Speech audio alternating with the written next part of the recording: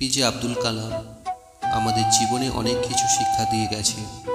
তারই ৮টি মূল্যবান বাণী আজ আলোচনা করব। তোমার জীবনে কঠিন সব বাধা আসে তোমায় ধ্বংস করতে নয়, বরং তোমার ভিতরের লুকোনো শক্তিকে অনুধাবন করতে।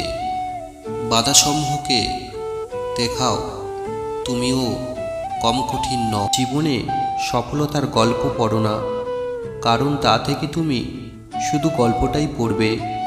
ব্যর্থতার গল্প পড়ো, তাহলে সফল হওয়ার কিছু উপায় পাবে।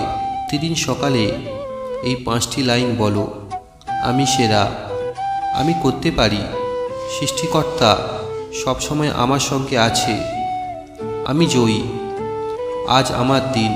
জীবন আর সময় হলো পৃথিবীর শ্রেষ্ঠ শিক্ষক।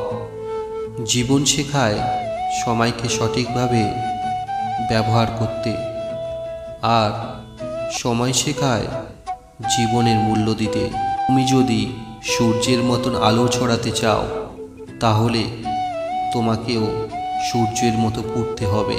একজন খারাপ ছাত্র একজন দক্ষ শিক্ষকের কাছ থেকে যা শিখতে পারে, তার চেয়ে একজন ভালো ছাত্র খারাপ শিক্ষকের কাছ থেকে অনেক বেশি শিখতে পারে।